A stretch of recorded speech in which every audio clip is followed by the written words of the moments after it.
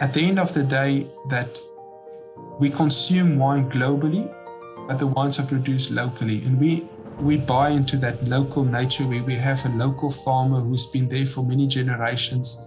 And we want to taste also, as you've mentioned, a product that where there's this form of generational knowledge passed on by generation, and buying into that whole idea that this product is part of a family tradition. And so for me, the hope will be that in a sense we will find solutions how to better support the traditional farmer and how we can allow them to remain sustainable over time. Hi Etienne, it's so lovely to talk to you. Yeah, hello Petra, nice to talk to you also, and thank you for this invitation. Yeah, and I love your background, the vineyard. Thank you. I don't know exactly where this photo was taken, but it gives a more environmental setting to this Zoom call. Yeah, definitely. So Etienne, now the reason why I contacted you was because I talked to André Morgenthal about the Old Vine project, and you are also in a way involved in this project because you're a scientist and you do the research. Yeah, as I spoke to you quickly, I will not say that I'm a specialist in old vines, but looking at my field of research on climate change adaptation, obviously, I'm drawn to old vines and what old vines can offer to the industry in terms of adaptation, in terms of knowledge. But we can talk about this, and I can maybe shed some light about why I'm interested in old vines and what is maybe the value in them when we're talking about a major environmental challenge as climate change. Yeah, I just first want to know your background because you grew up in South Africa as well, but you're now in France. So tell me about your career as a scientist. Yeah, so I studied at Stellenbosch University, as many people working in the wine industry today. I had then the opportunity when I finished my bachelor's degree in viticulture and enology at the end of 2007 to come to France to study a master's degree, which was a program that was taught in different countries. So extremely interesting because as a young student, obviously we're looking for exposure and international experience. And we were 3/4 South Africans that came that year to this program. I then did my master thesis in a research institution in my second year of my master at what we call the National Institute of Agricultural Research. And at that time, I probably never thought or imagined that I will be working in research, but I was drawn to the way that the French approached the subject of climate change, and especially the subject of this link between this complex concept of terroir and the final product, and how climate change can impact that complex notion or concept. And then from there, I had different opportunities to work in France to do also my PhD. And then finally, I started to work in the end of 2017 here in the Loire Valley, where I'm currently based, as a lecturer researcher in an agricultural university called École Supérieure d'Agriculture. And I'm also today the head of the master program in viticulture and enology, and still continuing to do my research on climate change. So that's more or less in a few words. Yeah, amazing. It's a nice, it's a nice, I don't know if you know the Loire Valley, but I always say underestimated. Obviously, it's the home country or the origin of Chenin Blanc. So as a South African, I'm obviously drawn to Chenin Blanc, just because of South Africa, but also because of this region and what it can offer to Chenin Blanc. But the Loire Valley has so much more to offer, and that's why I think also I enjoy living in this region, because there's different styles, different regions, and obviously a very interesting region to also to work in the academic field, because you can show the students different situations and different places where the grapes are growing. Well, that's interesting that you have that the environment now offers that opportunity for you to do that. Yeah, in terms of academic or in terms of science? That you say that you can show the different things from the environment. Yeah, where from you the are? environment and also from a management position. I think and I think I was a little bit naive when I was a young student. I think you're studying viticulture and enology. It's obviously important to understand what are the conditions that are required to grow grapes sustainably and how to produce quality wine. But I think as I've more evolved today as the head of the program and obviously understanding the industry much better, the fact that we have a diverse region with diverse conditions, it allows us to show also our students different ways of producing wine and how to get the wine to the consumer. I think it's important to understand the management side today of the industry. I think we can make the best wine possible, but if we don't understand who is our target consumer, then obviously all that is lost.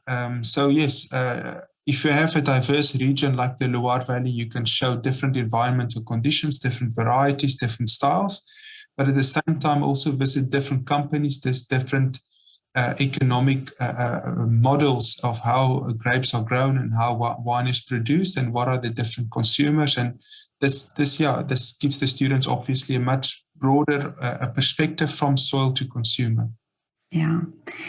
But now, what was it about the environmental consciousness that that in winemaking that attracted you, or how did you become aware and interested in that?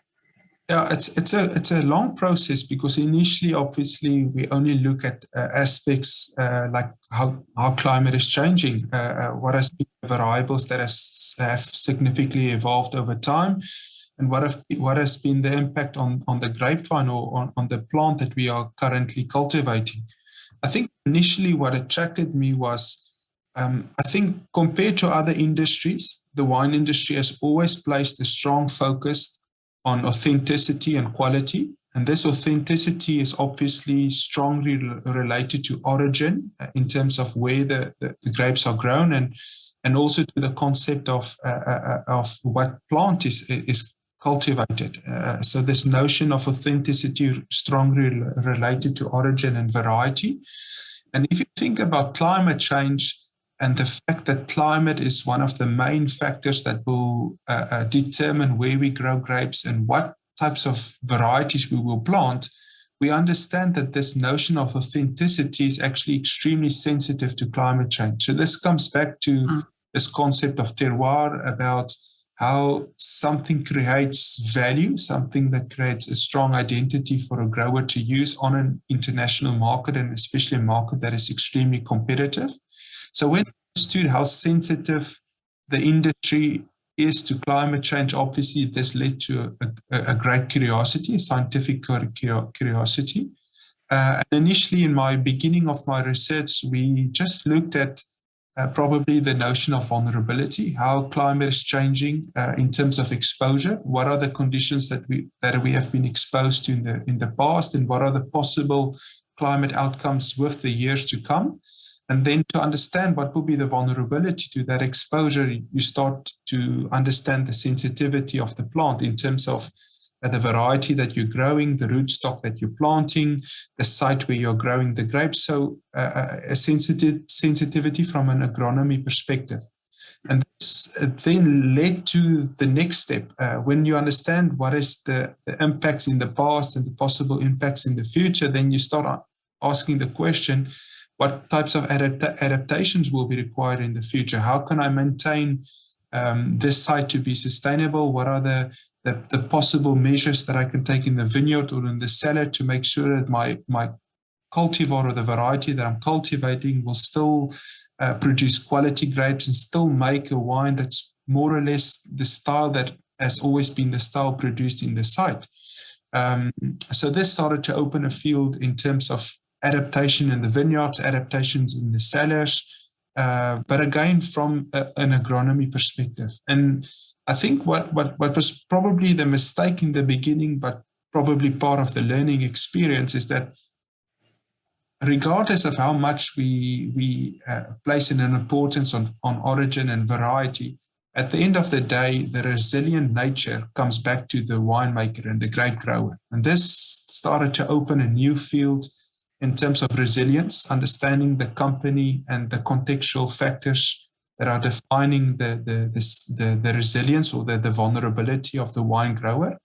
And obviously, this has opened a new field now in terms of looking at also what are the other elements that can define the vulnerability and the adaptation of the grape grower in terms of not just the natural or the agronomy features of that winemaker, but also the socio-economic or socio-technical aspects that defines the wine grower within its territorial setting. Wow, I mean, there's so many aspects then of what you are looking at. Yeah, I think it's in a way respecting also the complex nature of growing grapes. It's easy to talk about climate change, but for any grape grower, obviously climate change, we did a study worldwide looking at the perception of climate change among grape growers in 18 world wine producing countries. We collected more than 3,000 responses from the different growers, and it confirms that maybe compared to the beginning of the year 2000 today, I think the majority of grape growers are aware that climate is changing.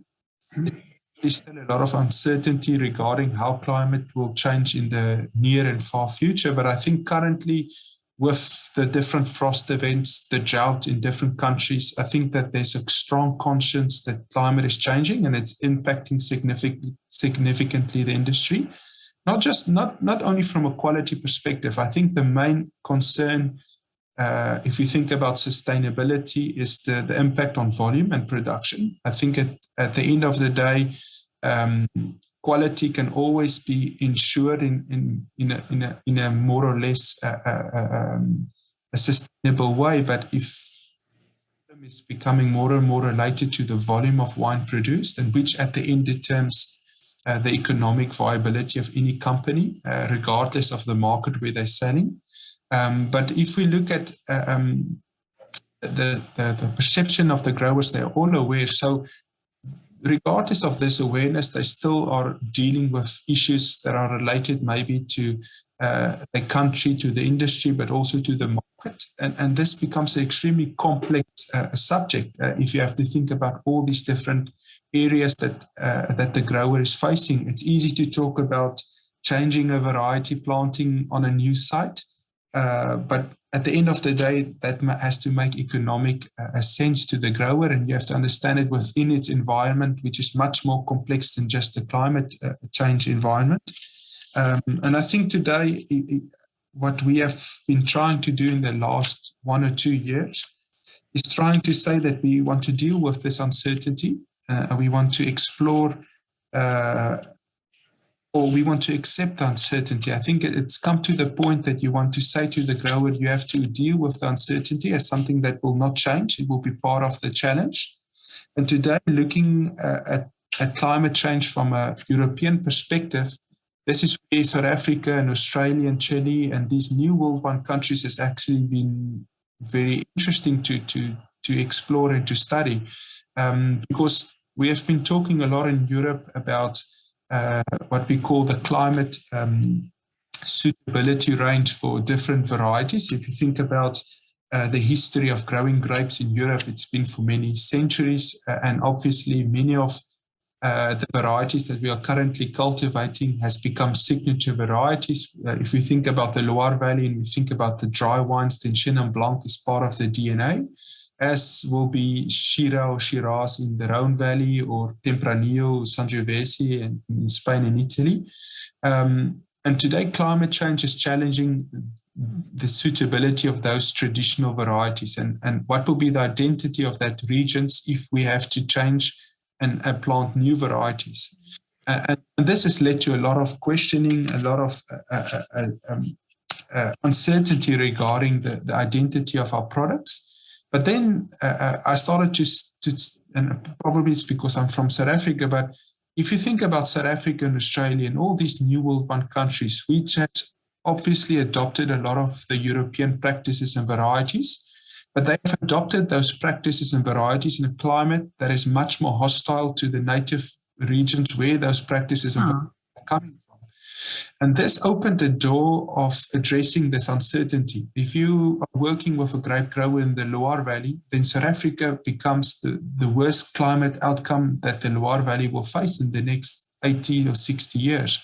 South Africa becomes that 3 or 4 degree warmer scenario according to the IPCC climate scenarios. Or Australia becomes, or let's talk about the Barossa. Barossa becomes that climate analogy for a region like the Rhone Valley because it's 2 or 3 times warmer. It already cultivates the signature variety of for instance, Bordeaux or the Rhone Valley. And that becomes interesting to explore because it allows the grape grower of the European region to look at a region that is possibly the climate outcome of tomorrow and to understand what are the practices that they have implemented and compared to Europe, which are obviously facing today a significant change in temperature and a shifting pattern in rainfall, those countries in the issue of a few decades had to innovate very quickly to become competitive in the market. So they have also generated a lot of innovative practices and techniques. They have done this in the vineyards, they have done this in the cellar. And today, countries like Chile, Australia, South Africa are extremely competitive in the market. So not only have they shown that they can produce quality wine in a much warmer and dry climate, but they have done this also sustainably. So these new world wine countries, ironically, if you think about climate change, we talk always about this uncharacteristic element about climate change, not just in terms of the fact that it's human-driven, but it's also taking place at a much rapid rate compared to previous climate variations in the past. So there's this uncharacteristic nature to climate change, and this obviously leads to a lot of uncertainty. But uncharacteristically, always there's been this new world wine countries has always learned from old world wine countries and then adopted things and improved them, especially as there's less regulations and there's more place for innovations. But today, the uncharacteristic event can also be that old world wine countries will then adopt knowledge and understanding from new world wine countries, which has not been actually something that has been applied in the past.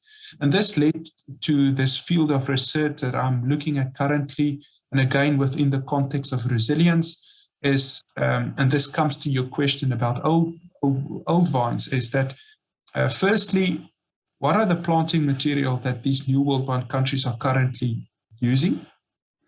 If we think about Chenin Blanc as a variety, it's been cultivated for many years in South Africa. So those vines under different environmental conditions, and especially much warmer and drier conditions, have undergone genetic variation and has probably led to new clones of Chenin Blanc. And this obviously has become a great adaptation solution, because if the hypothesis is that those clones are much more adapted to drought and warm conditions, if we probably bring them back to France, will they then allow us to become more resilient to what is expected for the near future and the far future? And at the same time, it's also a much more cost-effective strategy, because you're providing to the producer in the Loire Valley another clone of Chenin Blanc, which means that he can relate to that variety. He already knows how to cultivate Chenin Blanc compared to another variety like Semillon, which doesn't have any historical roots in the Loire Valley. So you're providing a much more certain, cost-effective strategy to the producer.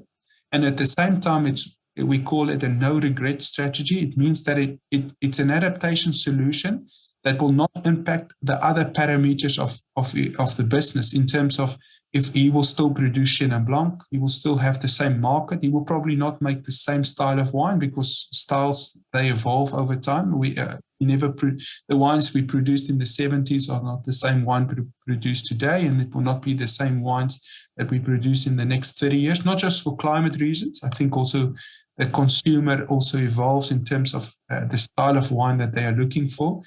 In our region, in the Loire Valley, which has been a massive movement, have been a movement from sweet wines to dry wines for Chenin Blanc, obviously, because the market is looking more for still dry wines that are much more driven by primary aromas than the sweet wines. So styles evolve. So this is where South Africa, Australia, Chile has become extremely interesting, because Chenin Blanc is a historical variety of the Loire Valley, but is today adopted by the South Africans as their own. They call it Steen, and they plant even more hectares of Chenin Blanc than the Loire Valley. So Chenin Blanc is a signature variety in South Africa.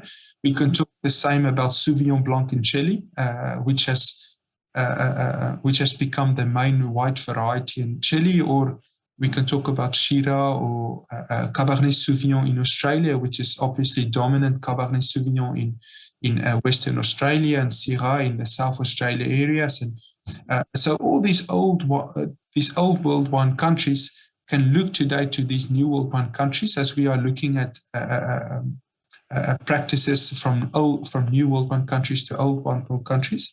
So this is a very interesting field in terms of building resilience, enhancing the genetic diversity that's already present within a variety, and then providing producers with more sustainable and cost-effective strategies to maintain the variety, and then to ensure in a certain manner the identity of the wines produced for many centuries. So that's the old vines has become interesting, because old vines are almost like old people.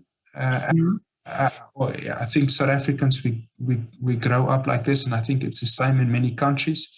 But if we have a grandfather or a grandmother who has lived various experiences and who has been exposed to many challenges, and even who has made a lot of mistakes in the past and learning from that mistakes, as young people, we always want to learn from them, in a sense, not to make the same mistakes, and to make sure that we improve where they maybe made mistakes. So old vines are in a sense similar, because grapevines are a perennial plant, and there's a perennial nature to grapevines, where normally, if everything has been done correctly from planting on a suitable site, and allowing the grapevine to have a balance between growth and production, and in a sense to think about cultivating the grapevine almost like running a marathon, not overusing it or over-exhausting it, and really looking at the objective of growing the grapes for 60, 80,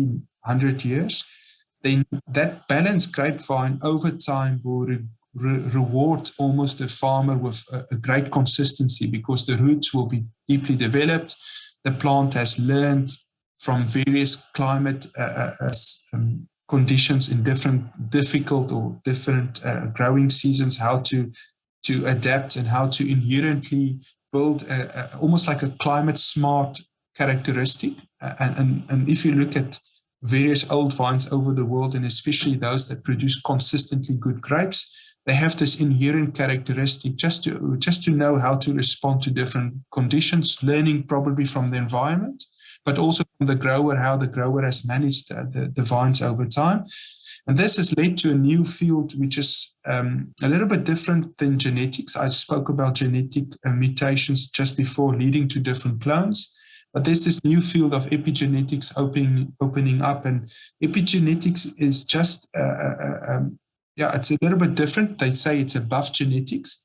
And it's just a field that looks at how does the plant actually reacts to different conditions and become climate smart over time, to just better activate different genes and to make sure that the plant is always resilient and consistent over time. I'm not a genetician, and obviously I don't want to go too much in detail, but this field of epigenetics has become very interesting. And this is where old vines have extremely interesting values. If I think about historically, if we want to select clones for the industry, then we go to old vines and we go look for these old vines that have over time been tested by environmental conditions, and then obviously shows us different clones that are extremely interesting for the industry. But today, if we think about the old vine projects, if it's in Australia, South Africa, and different new world wine countries where there's this movement towards old vines, and where we have provided them and given them value to ensure that they are not uprooted in those countries where maybe they don't produce as much as new vines, but to give them value. And that's where, for instance, the project in South Africa has been extremely interesting to give value to those old vines. But from a agronomy perspective, and especially from myself as a French scientist, these old vines in new world wine countries has become extremely interesting in the sense that if they have this inherent characteristic of being much more resilient to drought and warmer temperatures, and can they then be a possible adaptation solution for our vineyards in the Loire Valley or in Bordeaux area. So in 2018, there was a couple of French scientists that went to explore the old vines in South Africa, and they focused specifically on Chenin Blanc. And they then brought back a lot of these new planting material to France. So the planting material is still in quarantine, and it will probably be only planted next year or in 2 years in a regional vineyard plots in the different regions in France. But the hypothesis is that possibly those clones or that genetic variation that is present in the old vines and that have been brought from these countries where the temperatures are 3-4 degrees warmer and 2 times drier can possibly be a very interesting adaptation solutions. That's where I started to look at old vines from that perspective and what they can bring to the table. And now I think today that's a very interesting field, because this has been the case with the example of Chenin Blanc. But if we talk about Sauvignon Blanc, we can find very interesting old vines in South Africa and Chile. We can talk about Cabernet Sauvignon, about Syrah, all these historical varieties of Europe. And again, it comes back to the position of the grape grower and the way that we spoke initially about craftsmanship. And the fact that when I am a traditional grape grower, I pass on, like the old vines, generational knowledge from my grandfather and my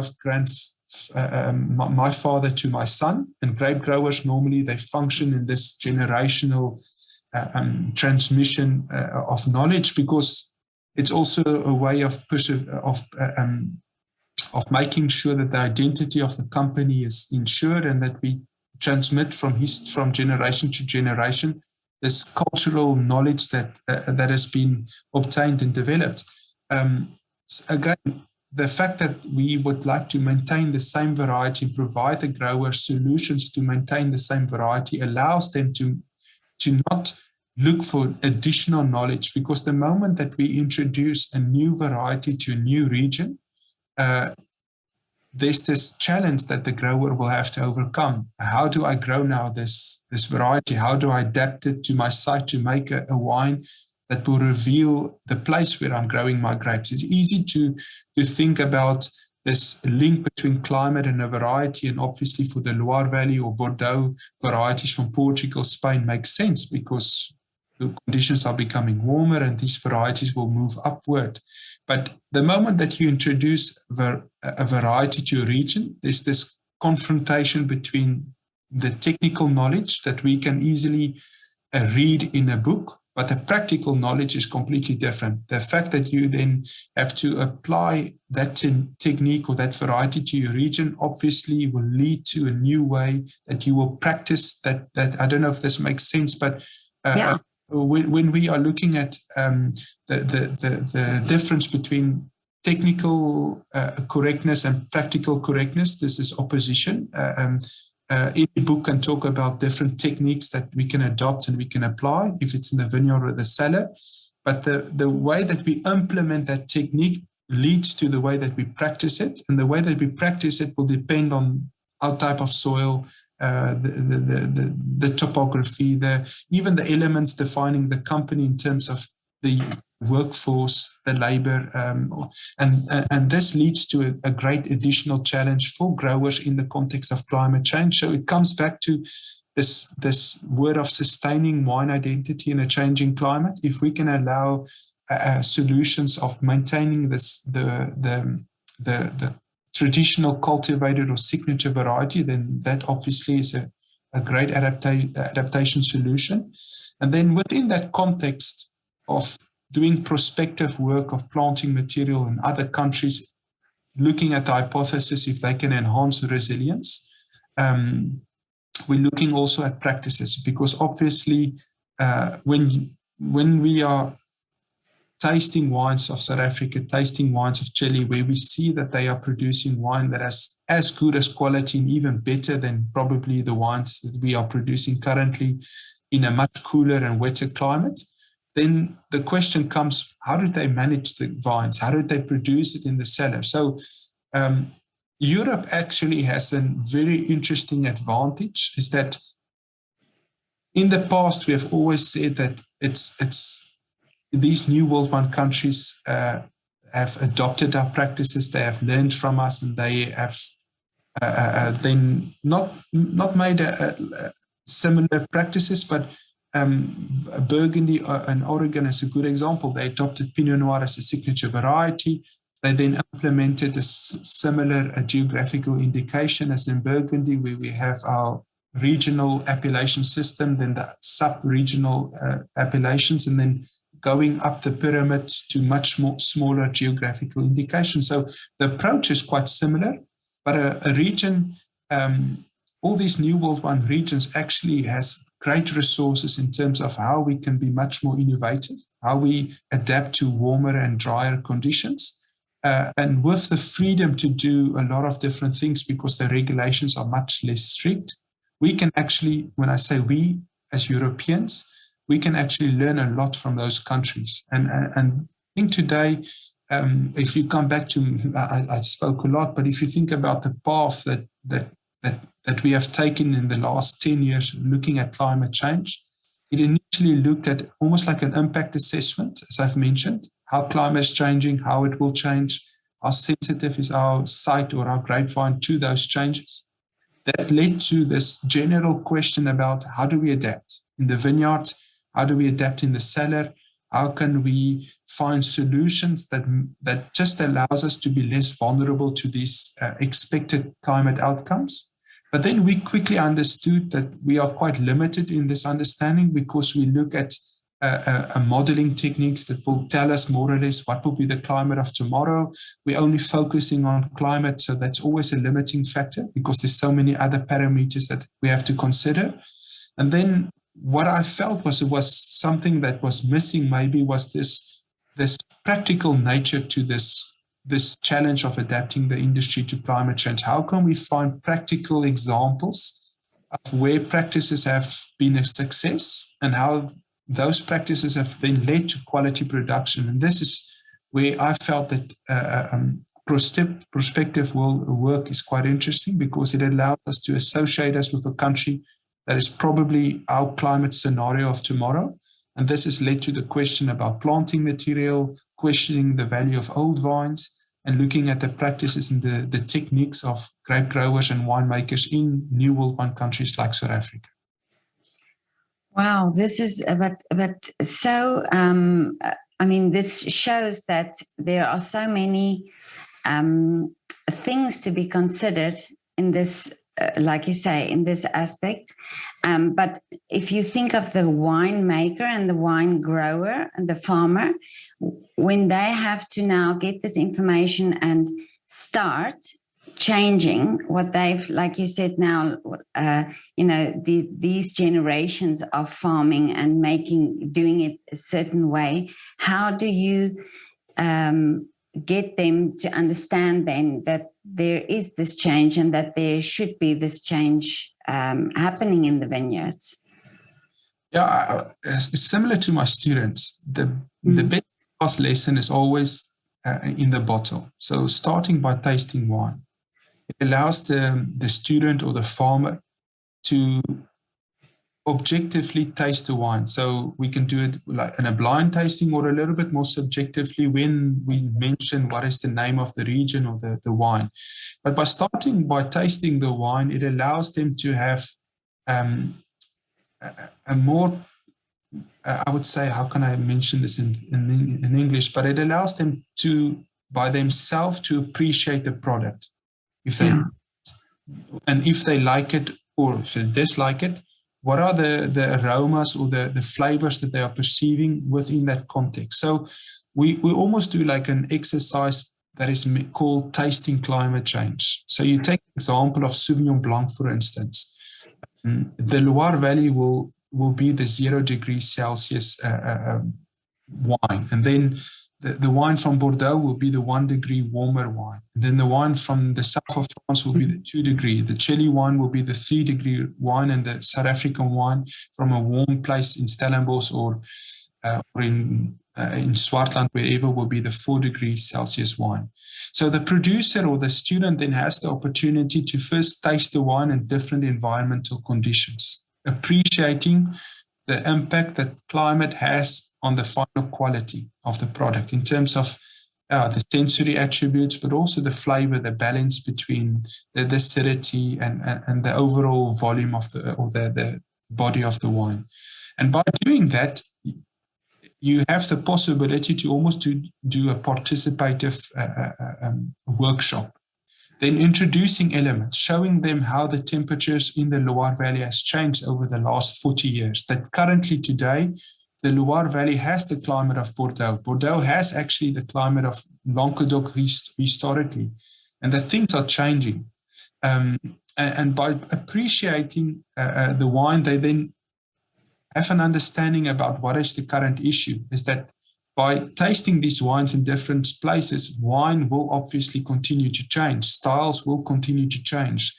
But by tasting the wine, they appreciate also the quality. They understand that behind the variety, behind the place where the grapes are grown, there's a wine grower, there's a grape grower, someone that is shaping the wine, that is having actually the most important influence, deciding where I grow my grapes, how I blend different sites together, the different practice or the date of harvest, all these elements that at the end of the day show the importance of the grape grower. And this then leads to the question, what are the practices that they are implementing? How do they produce this wine? And not just from a practical point of view, but also what was the inset costs? What is the price of this bottle? How do they generate value? Who is the market? Because again, it's important to contextualize everything within the context. Because for the French grower, that's a way of understanding what was the contextual factors of the South African producer or the Chilean producer, and how that relates or relates not to his own situation. And then by adopting that understanding and that knowledge coming from a different scenario, how does that relate to his context? Because as a scientist, it's easy to talk about adaptation, and we can talk about various possibilities that are viable for any producer, regardless of the situation. But if we don't understand the contextual situation of the grape grower, then, as you've mentioned, then that will lead to any change. So for me as a scientist in the Loire Valley, and even as a teacher, it's important to always talk about these contextual factors. Irrigation is a very good example. Irrigation is obviously something that is very much employed in different countries all over the world. But in the Loire Valley, it will probably be something that will be difficult to implement. There's so many administrative elements that needs to be considered before irrigation one day will be a possibility. And even if it becomes administratively possible, we have not the same resources as other countries. We have a river that's normally very dry in the summer. We don't have a lot of underground water resources. So as a scientist, I need to understand those contextual factors. So that when I bring knowledge and I bring understanding what I think is from a good example, that I need to understand what are the practices and the techniques that will actually lead to changes in the vineyards. And then there's other examples which obviously are extremely interesting, and that I think the Loire Valley or Bordeaux, or whatever the region is that we are working with, where we can find extremely interesting values. But now, if you think of it, originally the wines that now grow in South Africa originally came from Europe. Yes. Yeah. So they have also from the European conditions, they've also adapted, and the wine, the farmers and the winemakers have adapted to that. So, what would be then, would the wines that, or would the vineyards that are now in Europe not automatically or organically adapt to the new change and the new change in temperature? So if I understand correctly, I understand your, as in South Africa, at the end of the day, the vineyards are domesticated. So it comes back to this selection process. Growers, they will select vines that are much more resilient. So they look at quality indicators, not just the quality indicators in the berry and the quality that they have at harvest, but also those that are less sensitive to diseases, those that produce more yield. So domestically, there's always been this selection process, eliminating individuals that are not performing and then selecting individuals that are outperforming the others. What happened was, and this is probably one point that is important to discuss and which explains also a form of vulnerability that is very present in France, and I think which has been misunderstood, is that in the last, I think it was in the years 60s, 70s, I don't know exactly, but we started to identify individuals as clones, individual vineyards, individual vines as clones, and this led to a big program called clonal selection, which is still currently today present. It allows us to understand the individuals from an agronomy perspective, what are the attributes, and then providing those clones to the industry at large. And then nurseries can multiply them, they can sell them. The problem with this clonal selection was that we started to only focus on a few clones, and we only planted those clones. And if you think about risk management is all about spreading the risks and trying to reduce any vulnerability that we have, because at the end of the day, it's nice to talk about climate change, but climate variability is still very strong. We knew last year a very wet and a very cool year, and if we only planned for one climate outcome, then we will always be vulnerable. One of the big elements of being resilient is about diversifying practices, diversifying activities, and even within the grapevine, we have to diversify. So one big mistake that I would say the industry has made in France, and I can give the example of Chenin Blanc in the Loire Valley, we have about 5 clones that dominate more than 90% of our vineyards planted in the Loire Valley. So currently today, we have about 440 clones of Chenin Blanc available, but only 5 of them are dominating the majority of vineyards planted. So it shows that we have moved away from something where we were extremely diversified. There was no knowledge at the time of different clones. We did what we call mass selection. We identified different individuals that were outperforming other individuals, and we multiplied them and we planted them. And today, mass selection is still something that is done mostly by private nurseries, private estates. But clonal selection actually is still, in the same sense, provides the same solution. The only difference is now we know what other individuals we're selecting. And this is where the Portuguese has been very interesting. They have this concept called polyclonal, and where they have to plant at least 6 different clones of the same variety to have this definition of polyclonal diversity. And they do it in the same vineyards, or they spread their clones on different sites. And by spreading it, they spread actually the risk. When there's a frost event or a drought event, then obviously those clones will perform differently. So one of the main issues today is to convince and to show growers that already they have a rich diversity within, as you've mentioned, within Chenin Blanc already in the Loire Valley, because we've been cultivating this variety for many centuries. As you've mentioned, there's a great diversity of genetic material within Chenin Blanc, and I've mentioned to you that For Chenin Blanc, I know specifically there's 440 different clones. But Pinot Noir, I know that the Chamber of Agriculture in the Burgundy region, they planted a Pinot Noir clone block of 800 different clones. So there's a lot of genetic variability within the current varieties already in Europe. But I still think that there can be some limitations to those clones.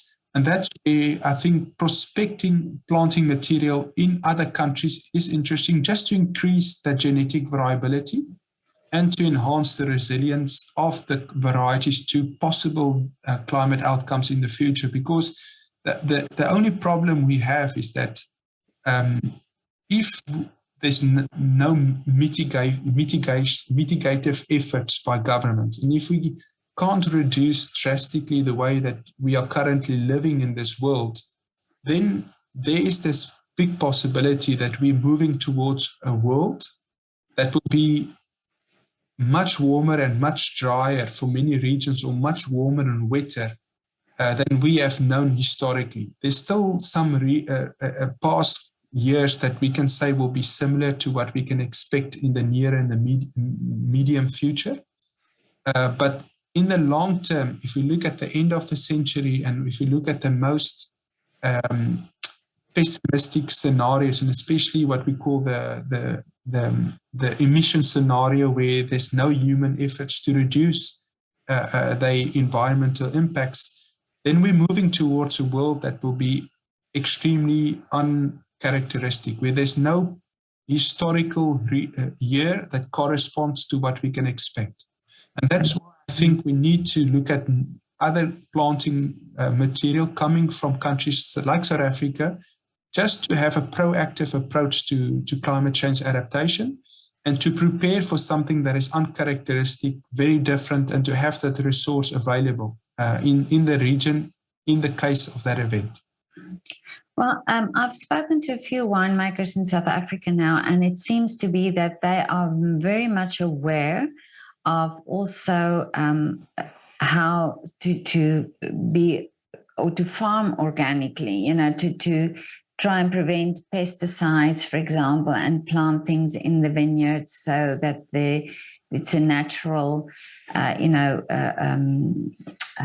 habitats there for say, pests and so on. So that, what I mean is that they plant something that brings another insect, that eats another insect, that type of thing.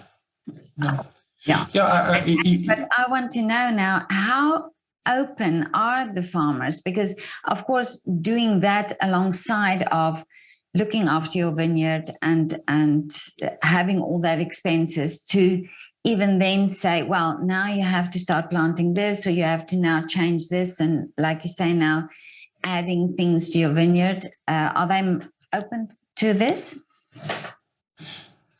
They are open to that if it makes economically sense.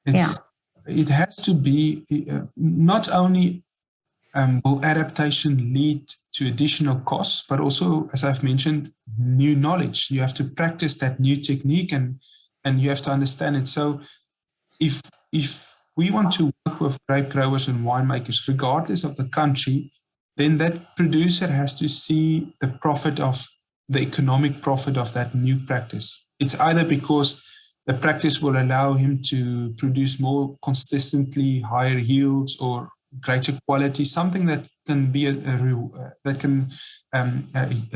a reward at the end. If it's for a grape grower that sells to a cooperative or someone that is using his grapes, or the winemaker using that grapes, they have to see the value in that adaptation.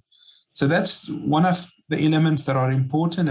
And I was now recently in South Africa, and I think I understood it even better, because it comes back to this global perspective from soil to consumer.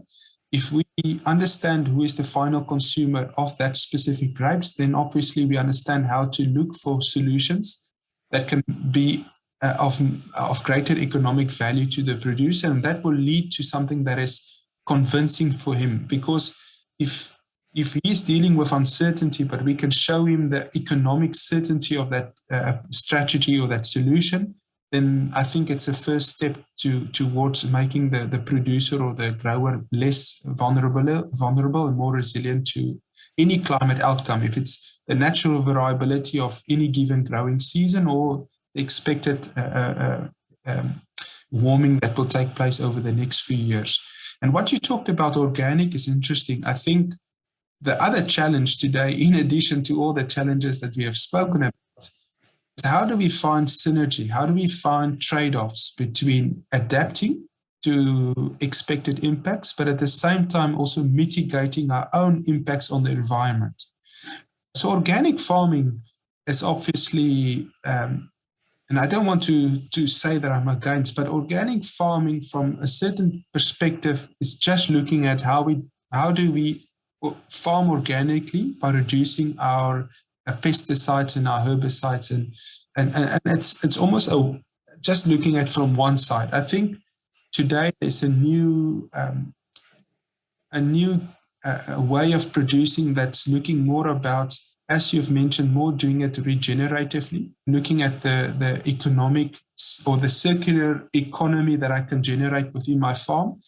How can I better use cover crops to enhance the carbon that will be sequestrated in the soil, that will lead to better water infiltration during the winter months? Or, for instance, in our region, we have a lot of rain still in the summer and even in the spring.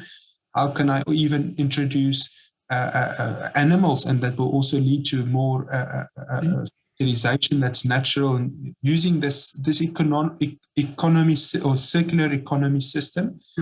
At the end of the day is also a great reward, because by using natural fertilization through the animals, that obviously reduces the amount of fertilization or organic matter that needs to be implemented into the farm and brought in maybe by other companies, or even using them to manage the cover crops. And today, I think organic farming has its limits, and especially if we think about climate mitigation, because what maybe can work in one situation, like in a Mediterranean climate, where the disease pressure is maybe a little bit less important than other regions. And very important in a Mediterranean climate is that rainfall is mainly in the winter. So they have other issues. They have issues in terms of drought. How do they manage the amount of soil water that is available for the vineyards in the dry summers? So they have to manage the winter rainfall in the winter.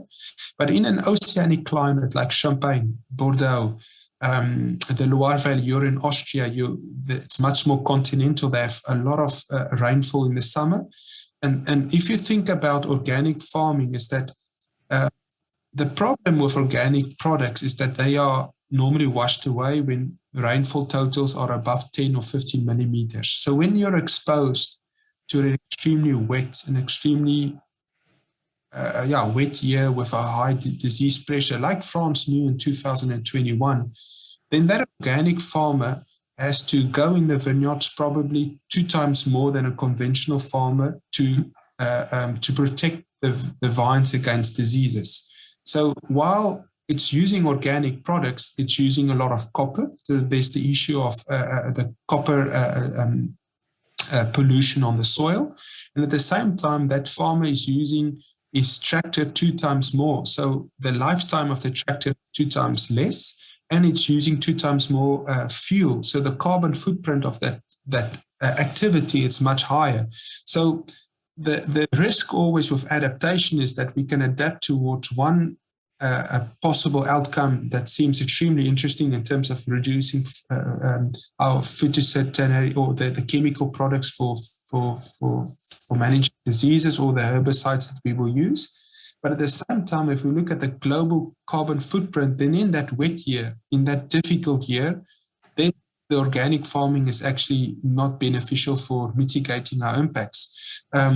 So you have to find a balance. And I'm not saying that producers who are today organically farming are not going in the right direction. I just feel it's still not enough. There still needs to be, I think it comes back to the notion of flexibility and robustness. We talked about clonal selection and multiple clones giving that flexibility in the same sense when we are producing grapes and we are making wine, we don't want to be constrained by one philosophy, not allowing us that flexibility. I think today we have to move towards something that is extremely flexible. How can we quickly adjust? How can we quickly absorb a specific impact? But at the same time, that flexibility should also lead to transformation. And we're talking now a lot about viticultural practices, organic farming, but the same applies to the market.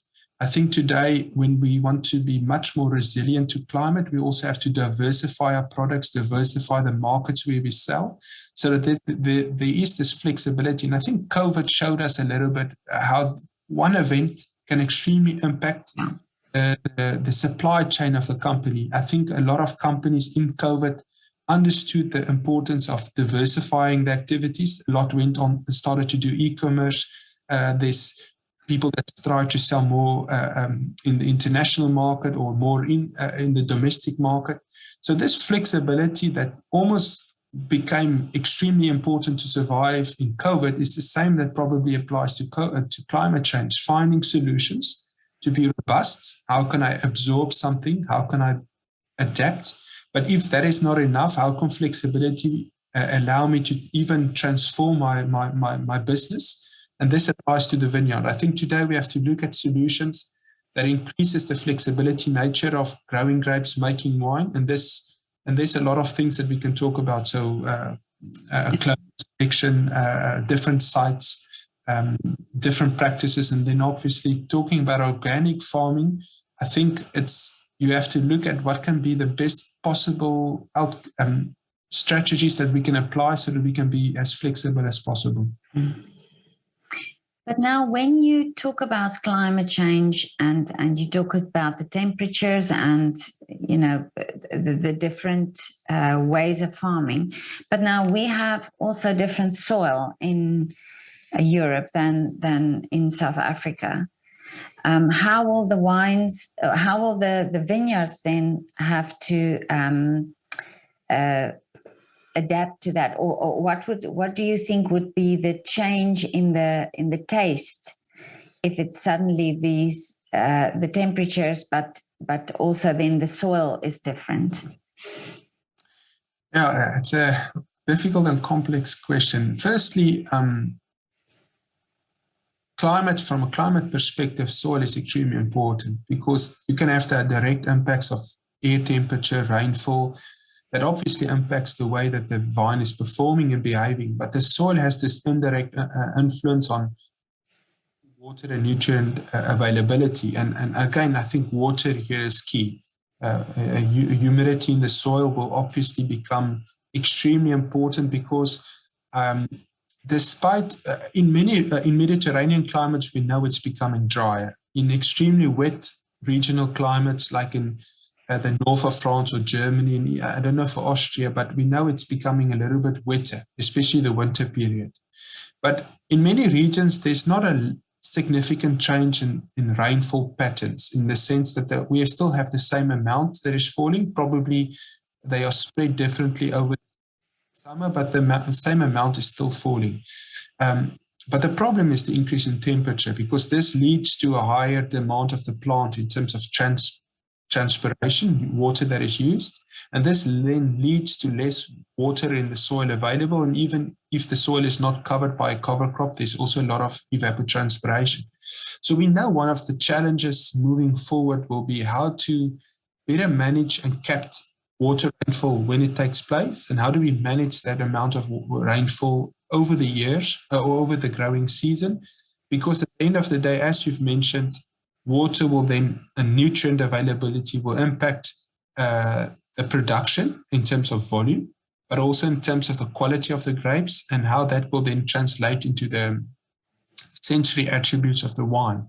And that's so for me, one of the things that are interesting and that is becoming more and more relevant in Europe, a little bit less maybe in South Africa or Australia, because there's still this room of liberty or freedom where we can plant wherever we want to plant. So obviously, countries like Argentina, we're moving more and more upwards in Andes, and we're looking for sites that have maybe better water holding capacities, where there's more available water resources. But in Europe, we're bounded by these boundaries of traditional regions, and we can't really go outside them. And so one of the issues that when we come back to this sensitivity of origin is that will the growing sites that has been traditionally adapted to producing quality wine in the past still be the good producing sites in the future? And with that goes also the fact that if we can't produce on the same sites in the future, what will happen to the traditional farmer that's been farming on that land for many centuries? So that's a first concern, because I take the example of the Loire Valley. Historically, because we're on the northern latitude of where traditionally grapes could be produced, and especially a variety like Chenin Blanc, this was the northern limit for growing Chenin Blanc. Growers selected sites that facing the south, so warm sites, self-exposed on steep slopes.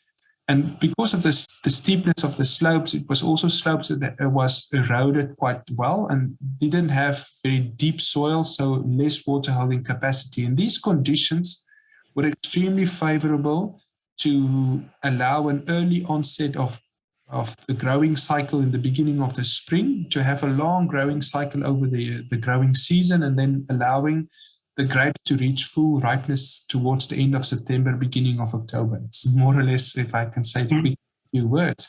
But these sites, so self-exposed, shallow soils, not deeper than 50, 60 centimeters, a low water holding capacity of, let's say, 50 or 40 millimeters maximum, actually becoming extremely vulnerable, because if we have less water in the summer, higher temperatures, no possibility to irrigate, then these sites will obviously become less and less productive. And we are seeing it. We are seeing yields that are extremely low, not higher than 2-3 tons per hectare. So in our terms, that will be maybe 23 hectoliters per hectare.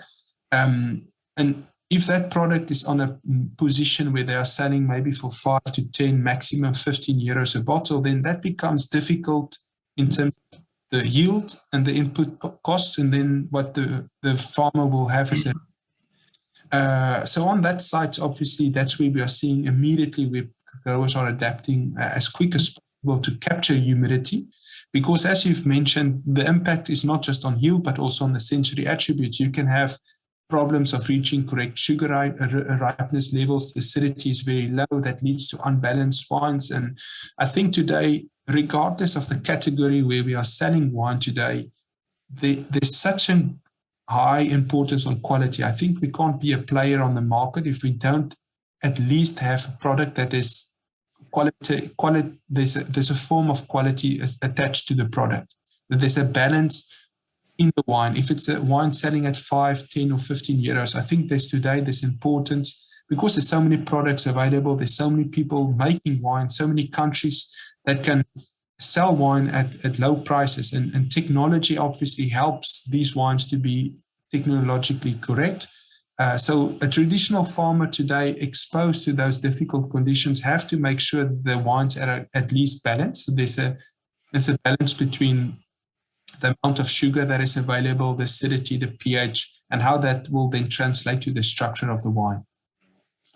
But will we drink differently then? I mean, will we choose? I think we are choosing differently already. It depends on the type of consumer. I think the educated consumer today are looking at wines that reveal more and more sight. I think this notion of sight has become extremely interesting, and how places needs to be translated in the wine that we're tasting, telling that story about that site, that mountain, that vineyard exposure to maybe the ocean influence, or the type of soil, as you've mentioned, that even if it's scientifically impossible to show the link between a limestone soil and the final quality, there's definitely influences that sites will have, especially soil conditions on final wine. So I think, yes, the educated consumer has moved towards today this purity that they want to taste, looking at how the site conditions translate on the primary aromas that are available and present. And I think at the same time,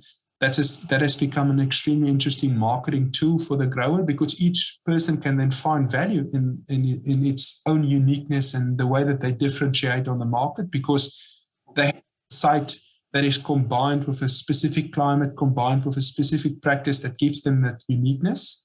So the educated consumer is definitely tasting wine differently, and with the impacts of climate change, there will probably be a lot of significant consequences, because if we find a product that is no longer expressing the site the way educated consumer has come to know that site, the challenge is how do we convince them that there still is a wine that is unique and translate that place. So I think the educated consumer will have this expectancy that when I'm tasting a Pinot Noir from Vosne-Romani or from these significant sites, or if I'm tasting a wine from a specific place in, let's say, Banghoek in Stellenbosch, then they have a form of a conceptual idea that this is what I want to taste in this wine, because this site normally should produce this style of wine.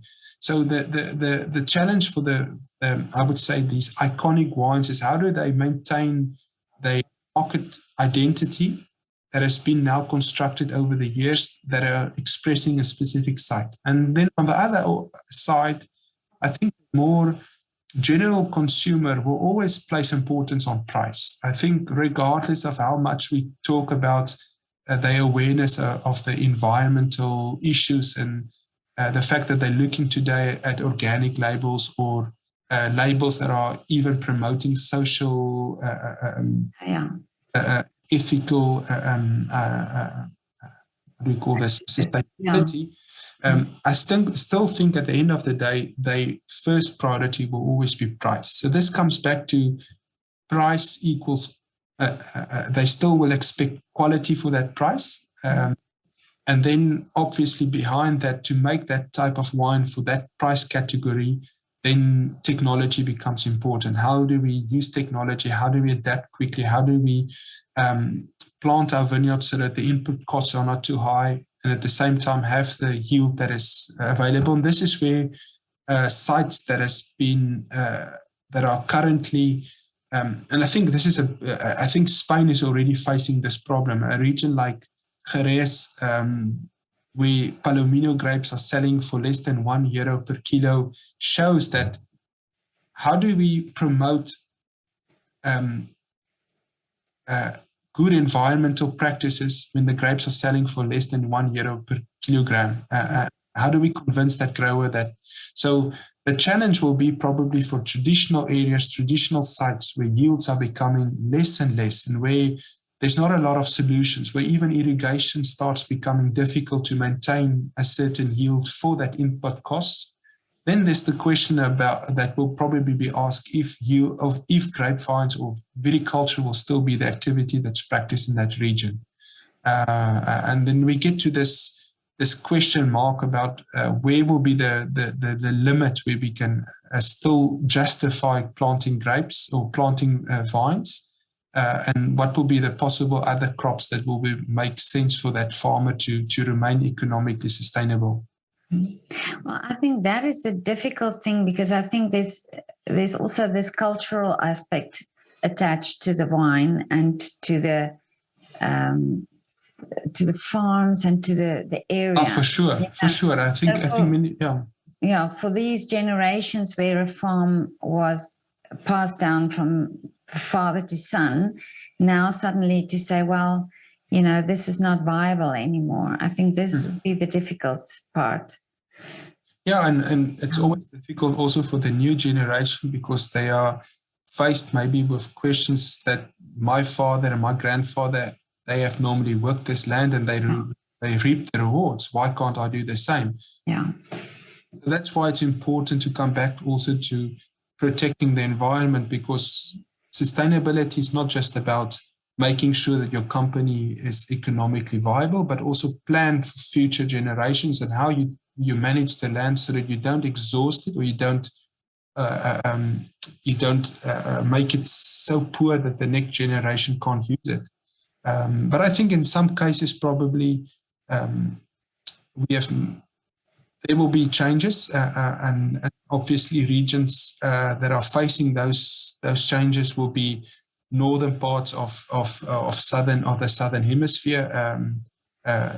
Let's take South Africa, like the Olifants River, those places that are almost at the northern limit where conditions are becoming extremely dry and extremely warm, or in the south of Europe, like in the south of Spain, where it's very difficult to justify the amount of input costs for the amount of yield that is currently available. Well, Etienne, this is so insightful and so interesting. And of course, it's as wine drinkers, I think it's also our responsibility to understand this more and to understand what we pay for, when we buy this bottle of wine, that it's not just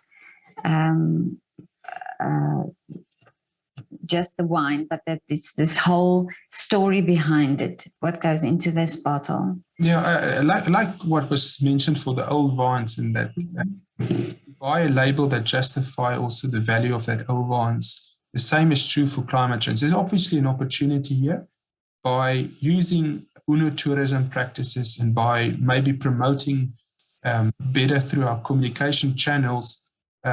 Climate change can also be an opportunity to talk about the practices and the techniques that we are applying and how we are protecting the biodiversity, how we're enhancing our resilience to climate change. And then hopefully that then translates to a consumer that will be willing to pay more for the product because they buy into this importance of mitigating climate change impacts.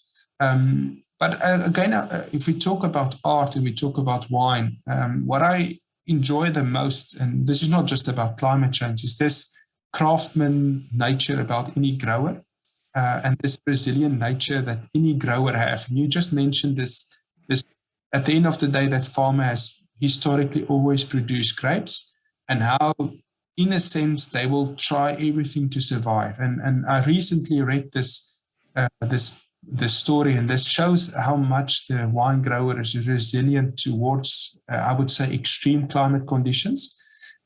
So Lanzarote is obviously an island where there's extremely dry conditions. They probably have 100 to 150 millimeters of rain throughout the year, and all of that rainfall will probably take place in the winter. They have very warm conditions. And then you talked about soil. They have volcanic soils that are very poor in terms of water holding retention. But in that island, in addition to already the unique practices that they have, where they have these walls that protect the vines against the winds, or the fact that they make this almost like a hole where the plants are planted so that they capture the morning mist that come from the Atlantic Ocean and then provides the plant with humidity. Wow. To already those very different practices and the way that they adapted to their extreme conditions.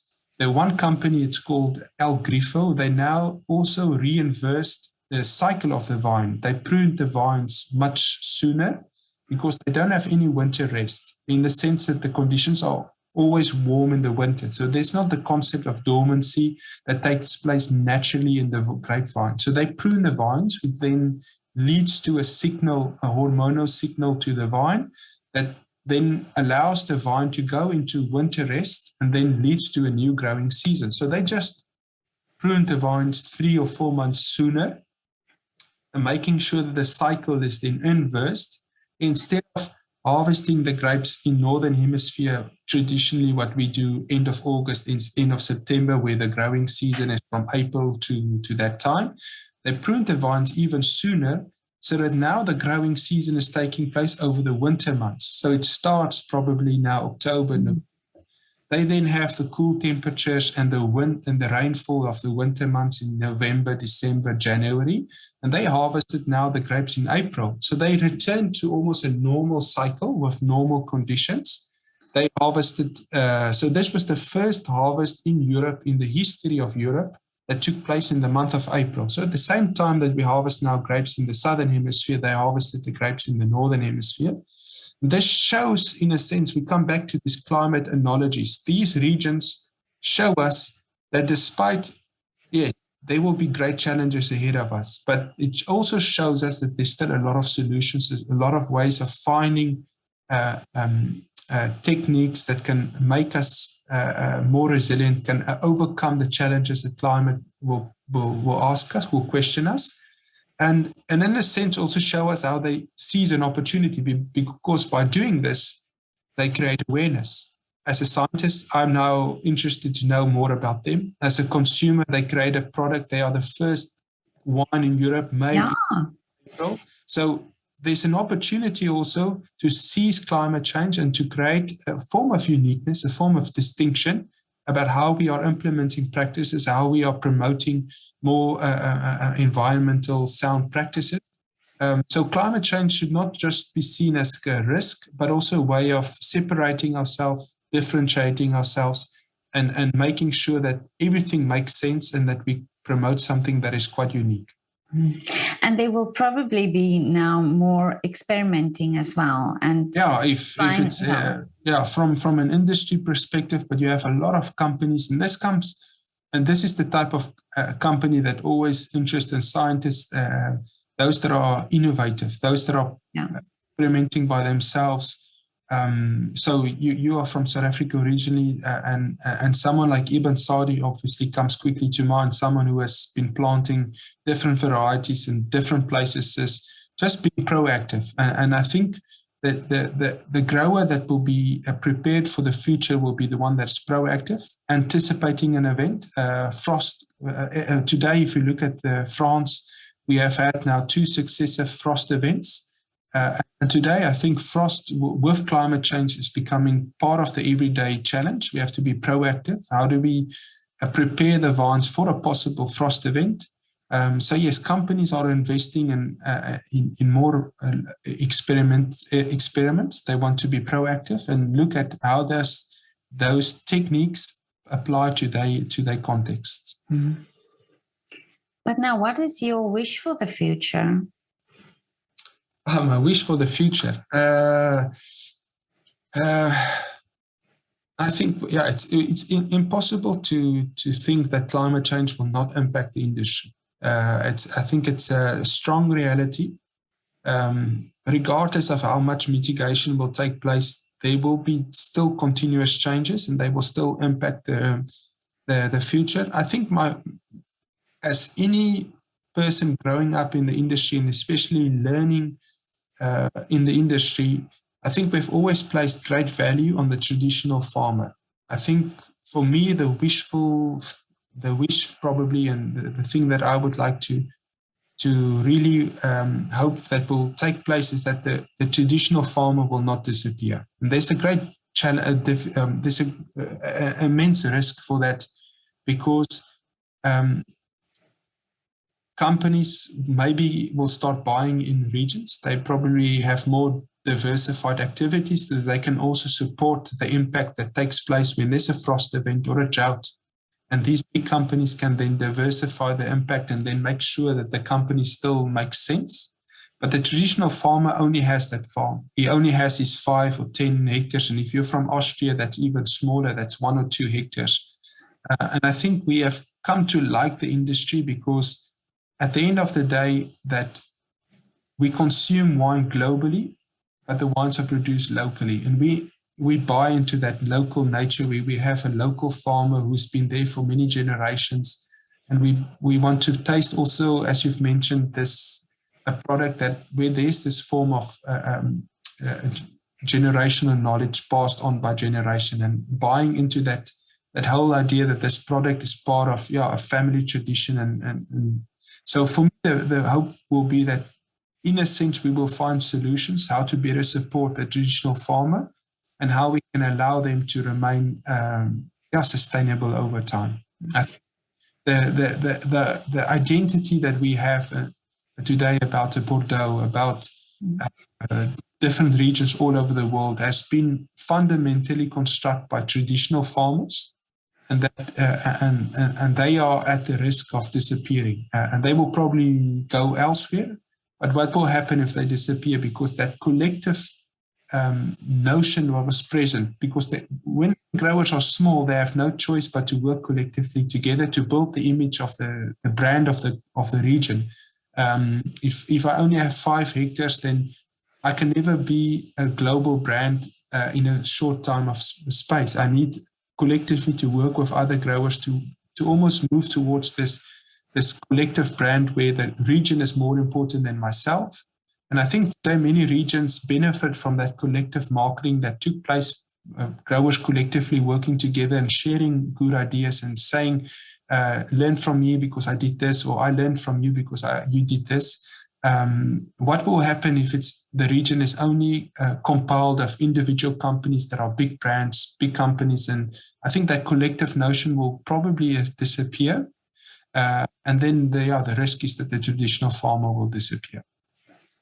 Well, that would be very tragic. Who at the end of the day is the better craftsman, who the artist of any region, because they shape the land.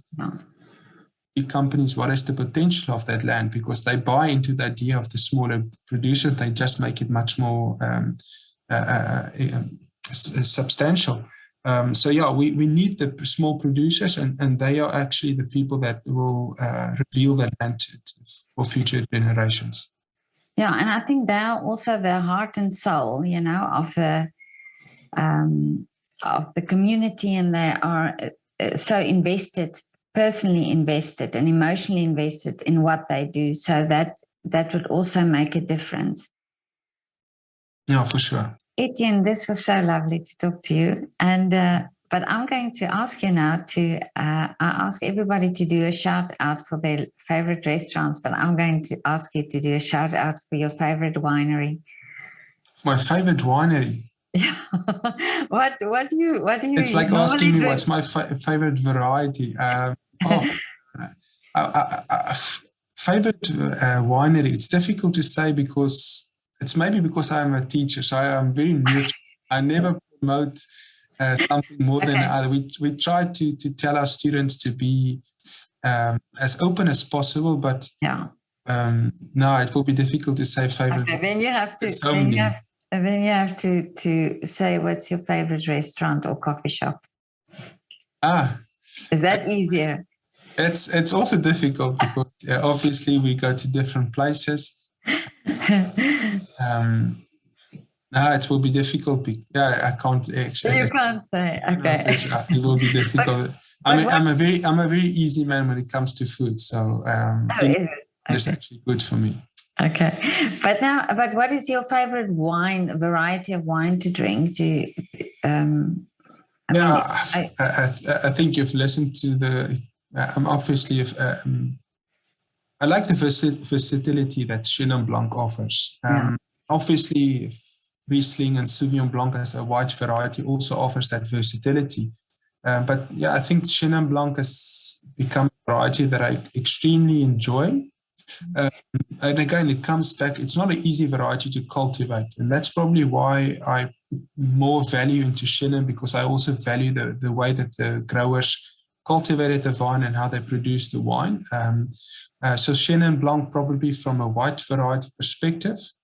And then from a red variety perspective, yes, and it's interesting because you hear this a lot where people compare Chenin Blanc to Rhone varieties, but when I think I have a more preference for Rhone varieties, Grenache or Syrah in terms of red varietals, because I think, and even since so, I think that Chenin Blanc offers something that is a little bit more Mediterranean, and even the Loire Valley. It's not to say it's Mediterranean, but the Loire Valley, by the fact that it has such shallow soils, actually leads to less water availability in the summer, and in a sense creates this Mediterranean condition for vines. And I think that's why Chenin Blanc is so well suited in the Loire Valley and why it actually worked so well in South Africa. But definitely, all Mediterranean varieties is something that I enjoy, and it's probably because I come from South Africa, where the Cape region is dominantly a Mediterranean climate. Chenin Blanc, and then I would say Grenache as a red variety. Okay. Well, Then I wish you all the best for this great work that you're doing, and very interesting work that you're doing. And I'm sure more and more will be revealed as you carry on with your research. Thank you so much for your time and for explaining all this to me. Thank you, Petra, for the opportunity, and I hope, or I wish to you also the best for this year.